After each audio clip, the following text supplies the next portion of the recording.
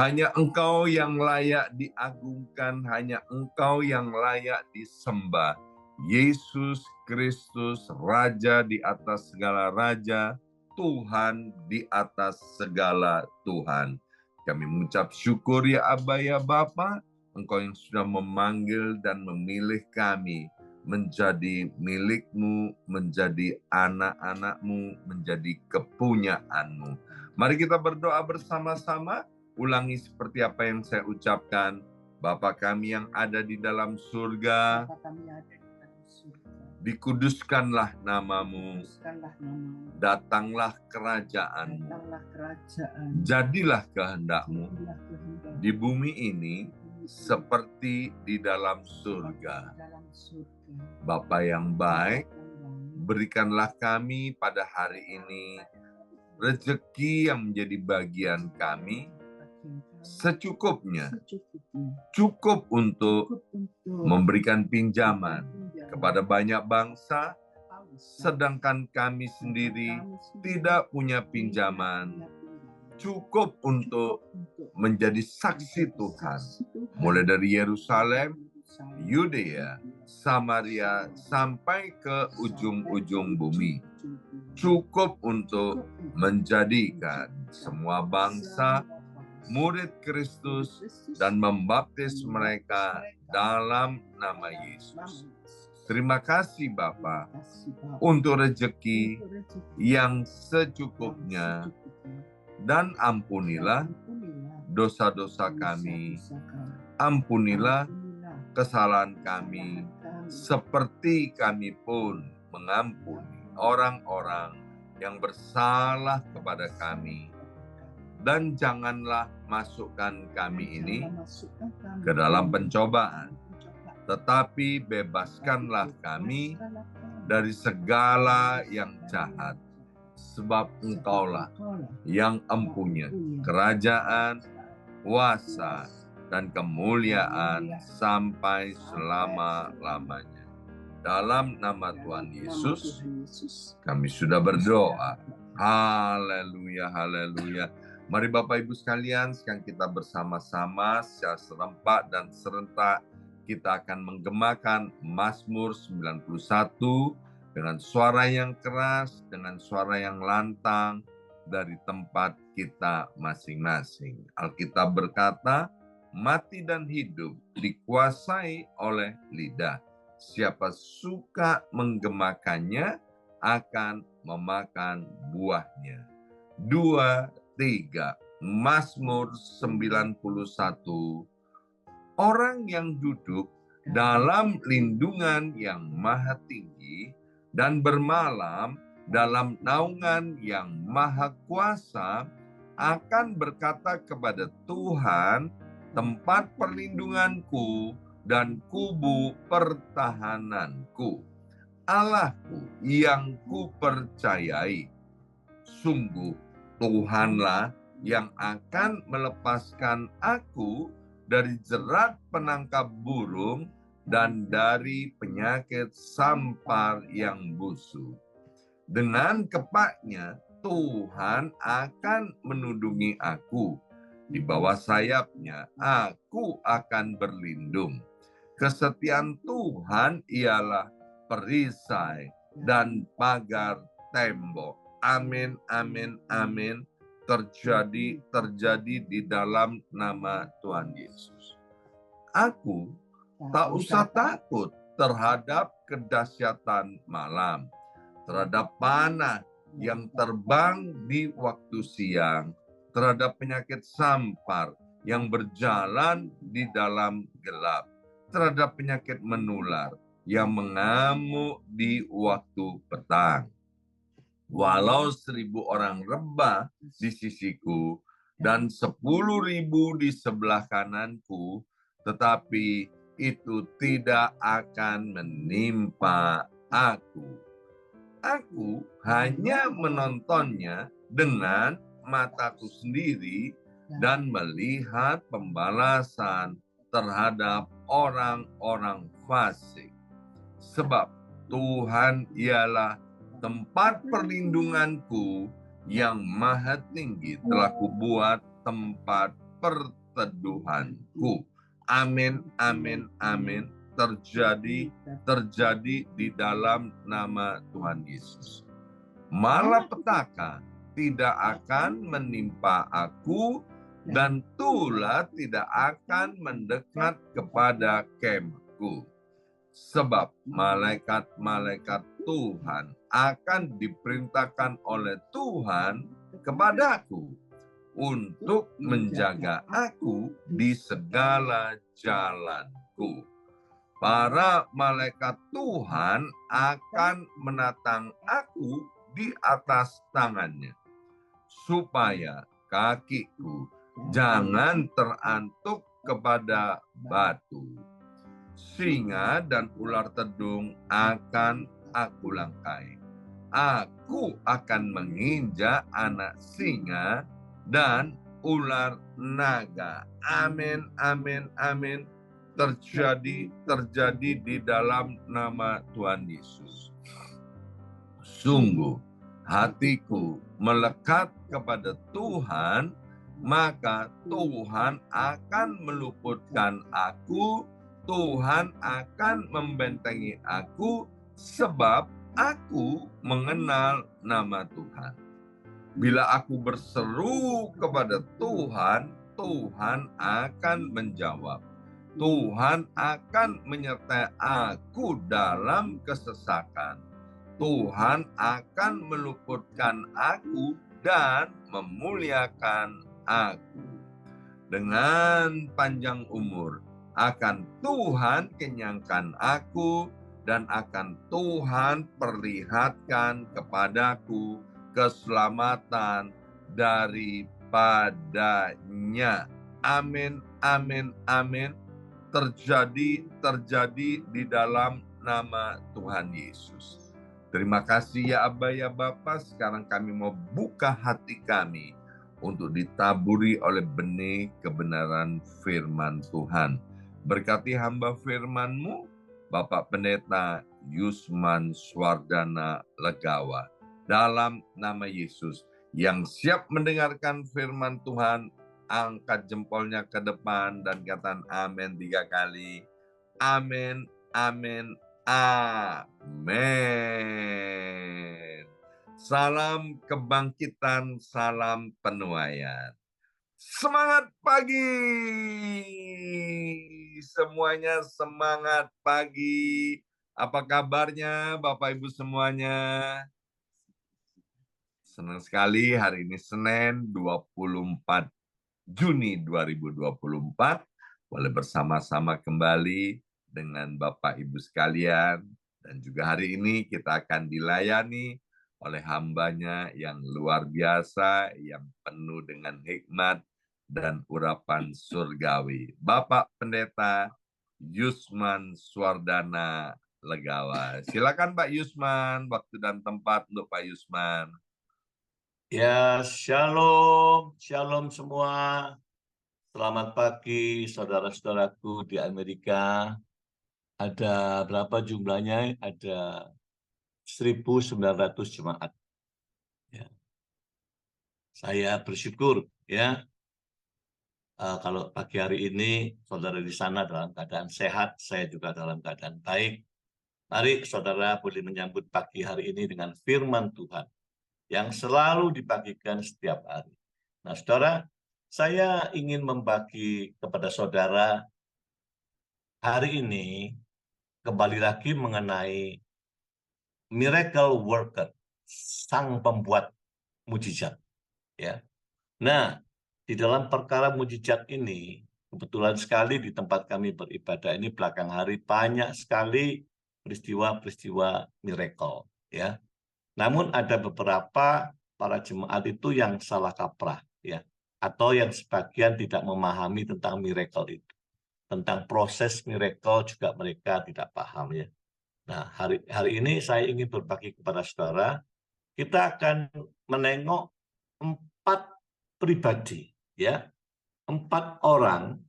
Di sini kita bisa menyimpulkan sesungguhnya bagaimana proses miracle itu. Dan hak yang sama itu memang diberikan kepada setiap anak-anak Tuhan. Saya ulangi ya, hak yang sama diberikan kepada setiap anak-anak Tuhan. Luar biasa ya. Yang pertama, kita akan bicara tentang pribadi yang bernama Yairus. Bisa slide saya ditampilkan ya. Yairus ada di Markus 5 ayat 22-23. Nah, ya. Saya bacakan buat saudara langsung ke ayat ini. Ayat 22, datanglah salah seorang kepala rumah ibadat yang bernama Yairus. Ketika ia melihat Yesus, sujudlah ia di kakinya dan memohon dengan sangat kepadanya, anakku hampir mati.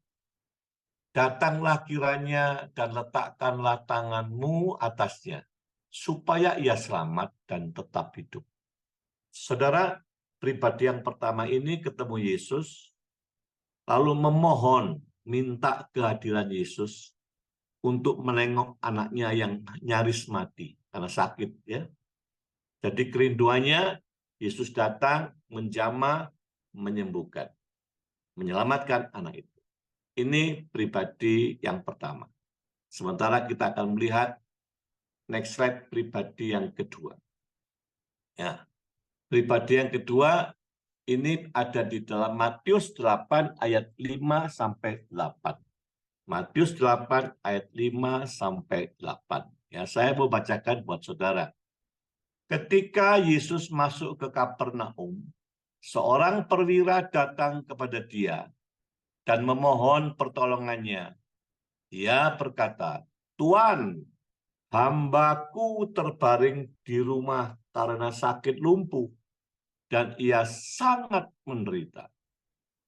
Yesus berkata kepadanya, "Aku akan datang menyembuhkannya." Namun jawab perwira itu kepada Yesus, "Tuan, aku tidak layak menerima Tuan di dalam rumahku. Tetapi katakan saja sepatah kata, dan hambaku itu akan sembuh." Saudaraku, pribadi yang kedua ini ada perbedaan. Masalahnya sama, yang tadi anaknya nyaris mati, yang ini hambanya, ya, pelayannya. Tapi sang perwira ini punya hati, dia kasihan ketemu Yesus. Justru yang ini Yesus menawarkan diri, "Aku mau datang ke rumahmu ya." Gitu. Dan apa jawaban sang perwira? Perwira mengatakan, ya kira-kira kalau bahasa kita yang di Indonesia ya, "Udahlah Yesus, nggak usah lah, nggak usah repot-repot, ya. Ngomong dikit aja, ya. Kalau di kota saya ngomong titik aja, gitu, ya. Ngomong sedikit saja, pasti hambaku sembuh." Ya, saudara tahu pernyataan ini membuat perhatian khusus kepada Tuhan. Saya bacakan ayat 10-nya. Mendengar hal itu, Yesus heran dan berkata kepada mereka yang mengikutinya, "Sesungguhnya aku berkata kepadamu, iman sebesar ini tidak pernah aku jumpai pada seorang pun di antara orang Israel." Yesus kagum, tidak pernah ketemu di orang-orang di antara orang Israel itu yang imannya seperti ini. Ya, nah lain ya, memang cerita ini akhirnya terjadi kesembuhan kepada hambanya itu. Kalau yang Yairus tadi sempat ada beda. Waktu mau mengunjungi perjalanan ke sana, ke rumah, keluarganya datang di tengah jalan ngomong sama Yairus, "Yairus, nggak usah ngerepoti Yesus, anakmu udah mati." Ya, begitu mendengar anakmu sudah mati, Yesus langsung bicara kepada Yairus. Ngomongnya apa? "Jangan takut, percaya saja." Kalimat sederhana. Kenapa? Yesus ngerti kalau berita buruk itu masuk di pikirannya Yairus, maka ada kemungkinan Yairus ketakutan, sedih, khawatir, hancur dia ya. Tapi Yesus langsung menoleh dan katakan, "Jangan takut, percaya saja." Luar biasa. Apa yang terjadi? Memang anak itu di mata manusia udah mati. Tetapi Yesus ngomong tidur. Begitu sampai di tempat, Yesus membangkitkan anak itu, bangkitlah anak itu. Ya, mujizat terjadi atas keluarga Yairus. Mujizat kedua terjadi atas perwira Kapernaum. Ya, lalu kita akan melihat miracle yang ketiga. Nah, next slide. Ini seperjalanan pada waktu Yesus ketemu Yairus, waktu mau ke rumah Yairus, seperjalanan ini. Jadi dua kasus.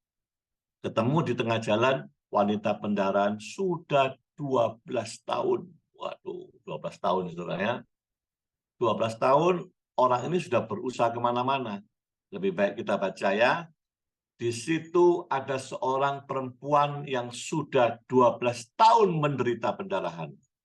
Ia telah banyak menderita di bawah perawatan banyak tabib, dokter ya. Sehingga telah dihabiskannya semua yang ada padanya. Hartanya habis, duitnya habis. Ya. Namun sama sekali tidak ada faedahnya. Malah sebaliknya keadaannya memburuk, makin memburuk. Saudara, lalu di tengah jalan itu apa yang dia kerjakan? Dia sudah mendengar tentang Yesus, maka di tengah-tengah orang banyak itu ia mendekati Yesus dari belakang dan menyentuh jubahnya, menyentuh jumbai jubahnya. Itu ada gambar jumbai jubah ya, kiwir-kiwirnya itu ya, jumbai jubahnya. Sebab katanya asal ku sentuh saja jumbai jubahnya, aku akan sembuh. Seketika itu juga sumber pendarahannya mengering dan ia merasa badannya sudah sembuh dari penyakitnya. Amin, amin, amin. Ya, miracle yang ketiga, saudara. Dan Yesus pada waktu dijamah, Yesus berhenti. Yesus tanya, siapa yang menjamah jubahku? Orang-orang sekitar Yesus ngomong, banyak orang Yesus di sini. Ya pasti jubahmu kesenggol-senggol, ya pastilah. Tapi Yesus ngomong enggak, sebab ada kuasa yang keluar dari tubuhku. Nah, saya berpikir, saudara, kok beda ya senggolan orang lain dengan jamahnya wanita ini? Ternyata memang yang menarik kuasa Tuhan Yesus itu iman. Nah, disinilah ya kuncinya, iman. Inilah miracle yang ketiga. Ya, lalu kita melihat apa yang terjadi kepada pribadi yang ketiga ini. Sama-sama butuh ini. Next slide ya. Keempat, sorry. Pribadi yang keempat. Ini orang 4 pribadi sama-sama butuh. Ini Paulus, saudara. Paulus butuh sesuatu, kayak gitu ya. Di dalam 2 Korintus 12 ayat 7 dan 9. Biar saya baca buat saudara. Dan supaya aku jangan meninggikan diri, karena pernyataan-pernyataan yang luar biasa itu, aku diberi suatu duri di dalam dagingku, yaitu seorang utusan iblis untuk menghantam aku, supaya aku jangan meninggikan diri. Suatu duri ini nggak tahu, nggak jelas ya. Ada yang menafsirkan itu penyakit ya. Pokoknya yang mengganggu dia, yang membuat dia tidak nyaman, dia terganggu, terbebani oleh satu yang disebut duri dalam daging ini, saudara ya. Suatu duri di dalam dirinya. Tentang hal itu, aku sudah 3 kali berseru kepada Tuhan supaya utusan iblis itu mundur dari hadapanku, supaya Tuhan singkirkan itu, ya, supaya dienyahkan dari hidupnya siapa Paulus. Ya, ini kan kerinduan. Ada beban, ada tekanan, ada gangguan, supaya diselesaikan oleh Tuhan Yesus 3 kali. 3 kali Paulus itu berdoa, mohon sentuhan, mohon miracle, mohon mujizat Tuhan. Tentunya pada waktu berdoa Paulus beriman, ya pasti seorang Paulus. Ya. Ayat 9, namun jawab Tuhan kepadaku, kata Paulus, cukuplah anugerahku bagimu, sebab justru dalam kelemahan kuasaku menjadi sempurna. Sebab kalau kau merasakan ada kelemahan, engkau di situ engkau merasakan kuasaku sempurna bagi dirimu. Sebab itu aku lebih suka bermegah atas kelemahanku supaya kuasa Kristus turun menaungi aku. Saudara paham ya kisah ini ya? Jadi 4 pribadi ini sama-sama punya kebutuhan. Sama-sama membutuhkan suatu sentuhan Tuhan, zaman Tuhan. Boleh kita sebut itu miracle, ya. Tetapi apa yang terjadi?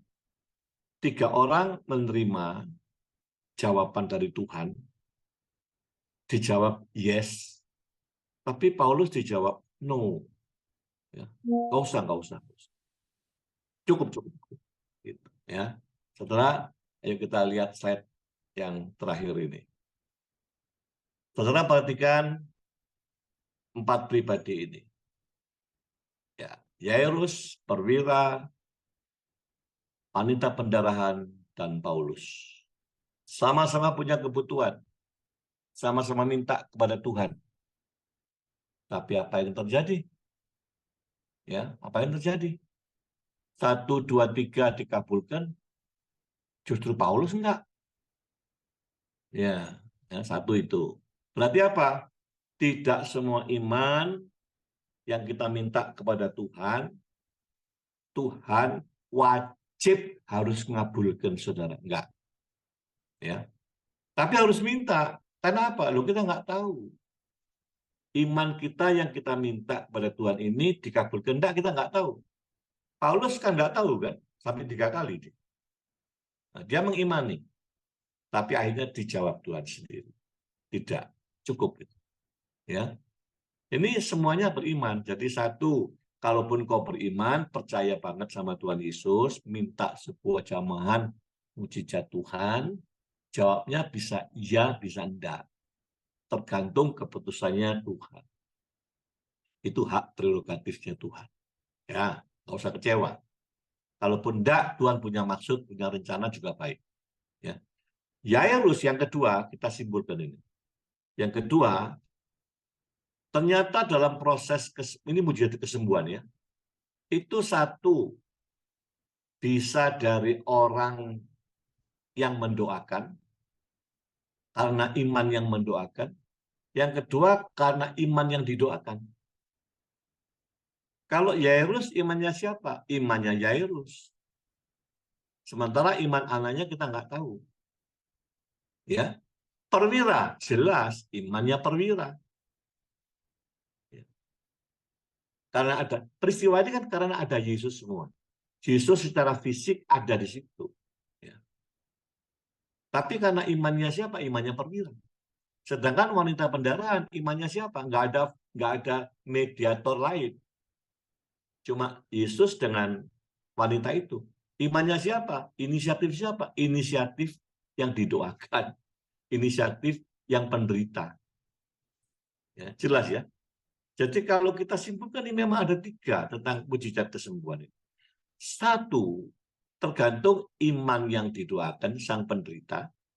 2, tergantung juga iman yang mendoakan itu punya peran. Yang ketiga, nah ini disimpulkan semua ini iman, tergantung Tuhan. Bisa iya, bisa enggak. Dia yang maha tahu. Kita nggak perlu kecewa. Kalau memahami ini, kita nggak kecewa. Ya. Jadi kita pun, gini loh, kita ini juga dikasih hak yang sama. Ini kan ada Tuhan Yesus di sini. Nah sekarang kalau zaman ini, Yesus sudah nggak ada nih fisik. Sudah naik ke surga. Nggak ketemu kita kalau cari Yesus fisik. Nah gimana cara kita membutuhkan miracle? Sama prinsipnya. 1, di dalam diri kita ada Roh Kudus. Roh yang sama dengan Sang Putra. Ya, roh yang tidak kalah dahsyatnya mujizat. Nah, di situ saudara dan saya punya hak yang sama. Engkau boleh mengimani sendiri. Boleh. Nanti saya kasih kesaksian juga ya. Kedua, engkau boleh juga ada hamba Tuhan yang mendoakan engkau. Itu berarti hamba Tuhan yang mendoakan perlu beriman juga. Ya. Jadi nggak ada salah ini. Nah, sekarang saya kasih kesaksian di zaman ini ya. Belakang hari ini di peristiwa tempat kami yang mengadakan revival itu, ada orang yang nggak hadir di tempat, tapi dia nonton TV, nonton YouTube. Lalu dia berkabar, dia ini orang stroke, udah pakai tongkat, sulit jalan, tapi karena mengimani lewat YouTube, maka dia berkabar dia sembuh sampai didatangi oleh hamba Tuhan ke tempat kita, ke tempat itu jauh tempatnya, di luar kota jauh, 7-8 jam. Lalu betul sampai difoto betul, malah diserahkan tongkatnya, bawa aja tongkatnya, dibawalah ke gereja. Ya, jadi ini kan fakta yang terjadi di zaman ini. Nggak perlu itu orang didatangi oleh hamba Tuhan di jama-jama kepalanya, nggak perlu. Dia mengimani sendiri. Hebat ya Tuhan ya, hebat. Nah kita ini perlu mengerti posisi ini. Ya. Tapi ada di acara di gereja, banyak juga yang di jama-jama mereka mengalami kesembuhan di tempat. Gitu. Ya, saudara, sebentar saya kasih kesaksian. Saya ini punya sahabat di Malang nih.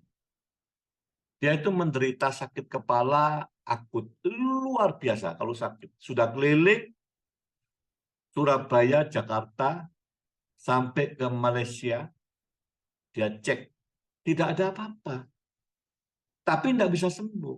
Kalau udah sakit kepala seperti kepalanya mau pecah, nggak bisa tidur. Ya. Lalu dia gumul, dia udah pasrah akhirnya. Udah nggak tahu Tuhan harus kemana aku. Dia pasrah kepada Tuhan, minta petunjuk harus apa aku ini. Suami istri akhirnya doa minta petunjuk harus apa. Ternyata ini mujizat. Jam 4 pagi itu dia keluar kamar, ada suara di telinganya. Ini sahabat saya, telinganya. Ngomong apa?